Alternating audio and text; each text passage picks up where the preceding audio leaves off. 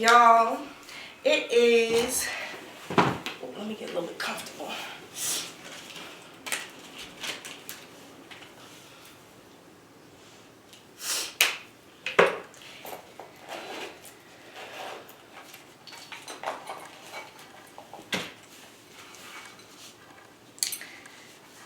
Hey y'all, it's your girl Angie Hope, or the Blue Hex.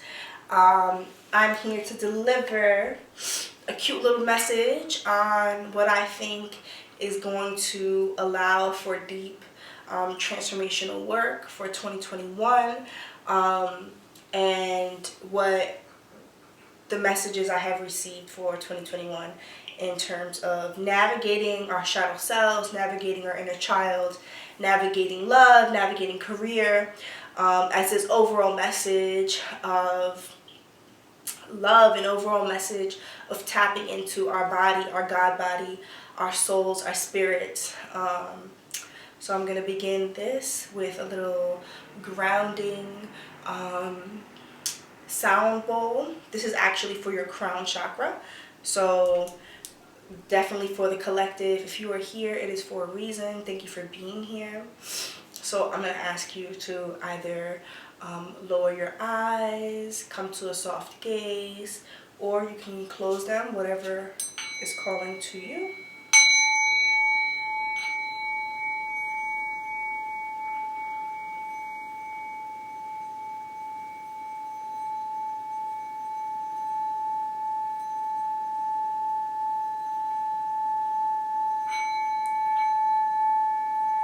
I want you to breathe in and out, focusing on your breath.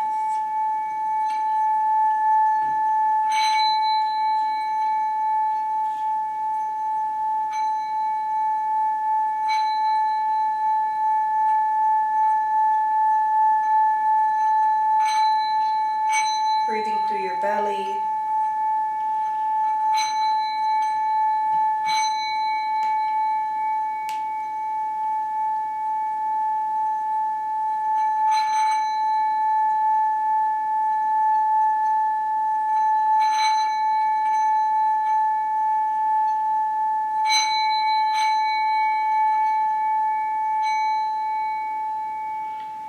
Get one more inhale and exhale.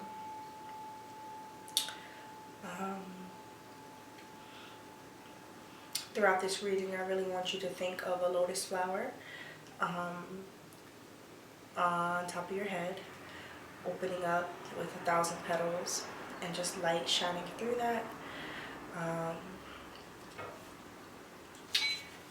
want to thank you for being here. Thank yourself, first and foremost, for being present. And I got some messages. Basically,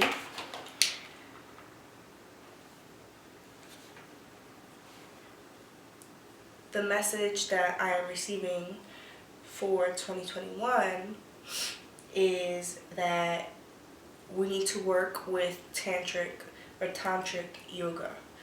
And I'm going to read a little bit about Tantric Yoga, and I'm going to read where I got this from. I'm all about citations.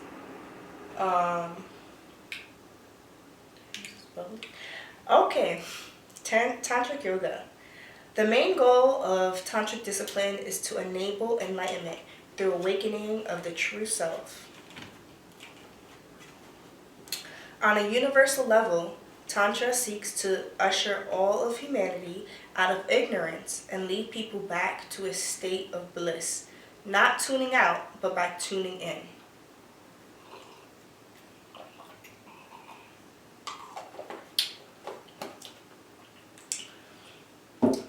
Please feel free to reference the 2021 year-long reading that I post. I'll probably show it somewhere up here or there. And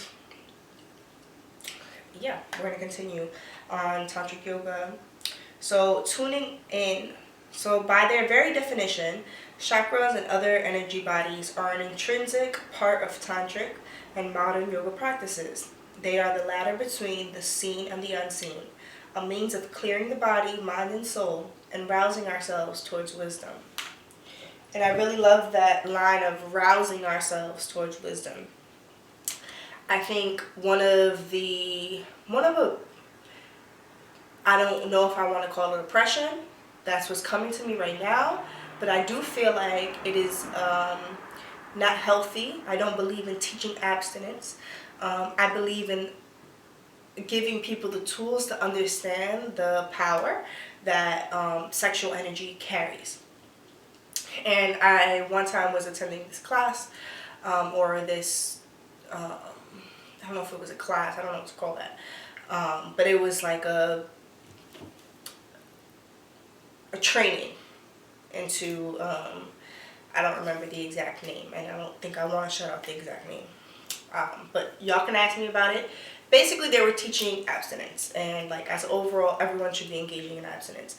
And it was like a thing that multiple people were practicing, and they were like saying how long they went with being like abstinent. And as a person where being abstinent comes really easy for me.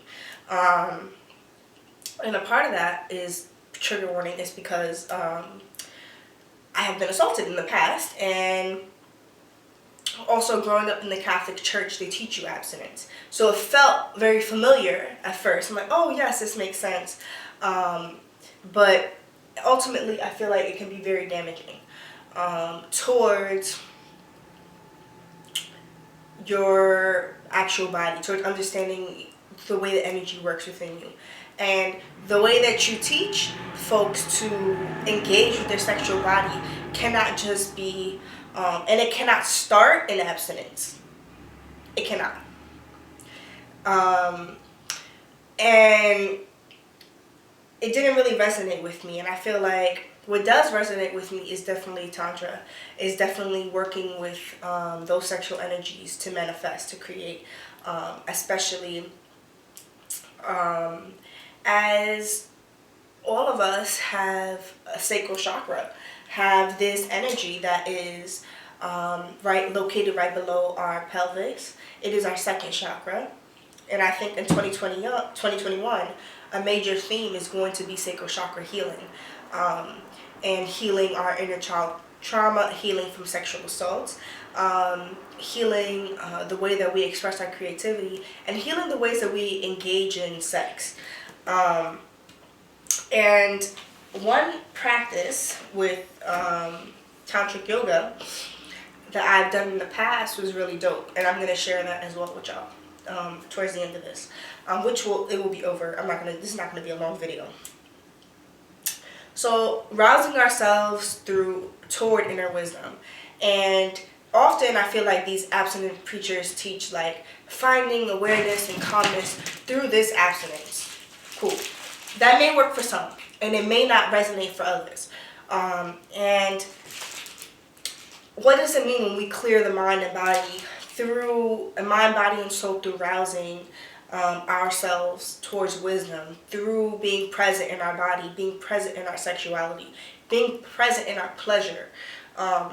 Oftentimes, especially as women and femmes, and I believe men too, but more so women and femmes who are heterosexual, engage in these acts in ways that are really numbing. And I can speak in my own experience how numbing sex with men has been. And that is because sex with men can be very centered around penetration, and not everyone engages with sex and feels pleasure only from penetration.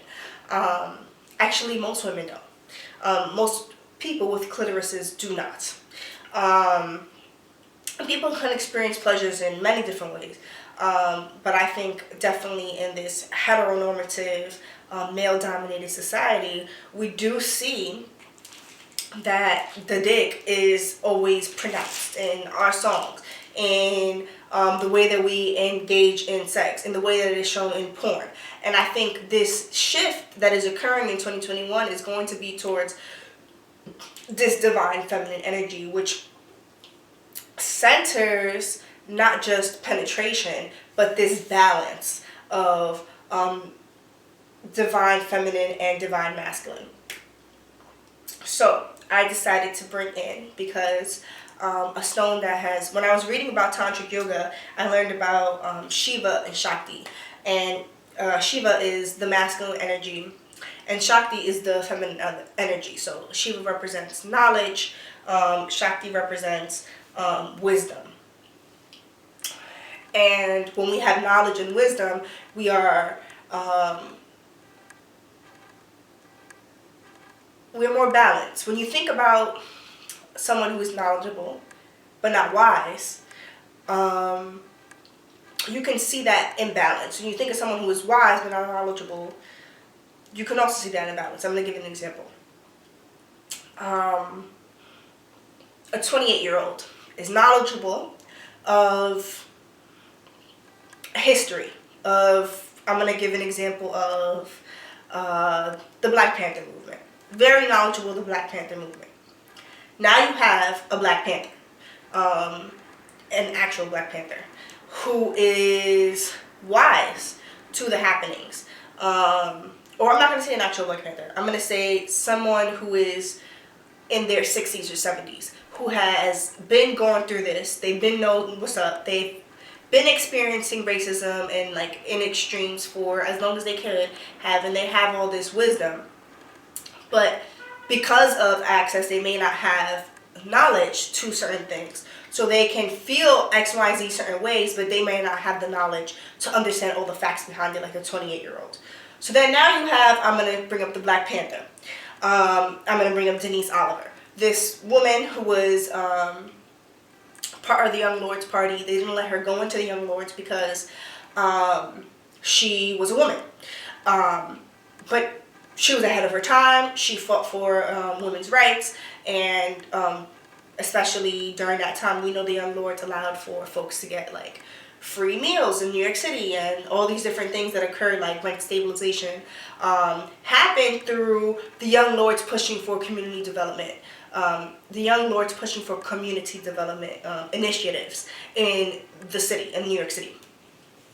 So when we think of Denise Oliver, I think of someone who is knowledgeable of all these different facts. And now she also has that experience, so she's wise to it. So I would say that she represents this Shiva Lingam, this balance, where, again, divine feminine and divine masculine energy are embodied in all people.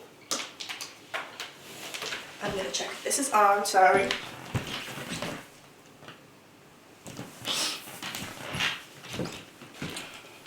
So, the Shiva Lingam, the Shiva is the shape of this phallus, and the Lingam, not the Lingam, the Shiva represents like the phallus, the masculine energy, the knowledge, and the wisdom is represented by this darker part, which is Shakti, and she represents the energy represents the divine mother, wisdom, divine feminine energy. And so together we have this stone, which is known as like between Hindu and Buddhist belief systems to be a very holy stone and one of the highest vibrations, and have one of the highest vibrations in all of Earth. So it's dope as fuck. You can get one. I tend to point the Shakti towards the south, and the phallus, the Shiva, towards the north, for that balance. I also sleep with my head towards the south. But I'm going to do more information on that very soon. So yes, Tantric Yoga, I believe, is going to be it for 2021. And I wanted to share with you one of the practices that I got from this book called The Magical and Ritual Use of Herbs by Richard Allen Miller. And one of my favorite herbs that I encountered and have been working way more with, and has been my blessing of 2020, and I'm definitely taking it more into 2021, is Skullcap. Skullcap is a blue herb, and they named it Skullcap because the blossoms resemble a human skull. It also kind of looks like baby orchids.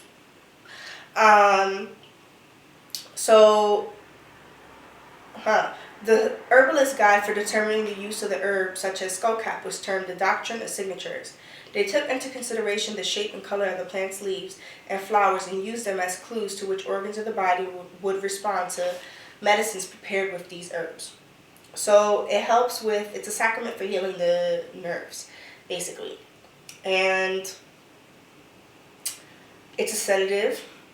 And what basically myself and my partner did were we made some skullcap tea, which they say to drink 1 ounce of skullcap in very hot water, let it like steep for 20 minutes, and then drink 3 to 4 cups of it. We drank 1 cup, but 1 or 2 cups maybe. So it helps with it helps with healing physical ailments such as urinary infections to mental disorders. So if you have ADHD, this is a really good herb for you. If you have trouble focusing, this is a really good herb for you. If you have trouble sleeping, great herb for you. And basically what we did was we were naked, and I don't know if we opened our legs to each other. No, we just sat in a comfortable sitting position. I thought we were just like a V towards each other, but we weren't. We just sat in a position like this, and we faced each other. And the woman sits with her hand on her lap. The man places his right hand on top of her head and his left hand over her stomach. So, and then we visualize, the man visualizes a large white ball of light originating over his head. So if I'm the man, I place my right hand on top of her head and left hand on the stomach. And I'm envisioning a light coming down from my head into my arm, down through her body, into my hand, and back again. So, circulating through the body in a circular path. The woman visualizes energy going down this body. So,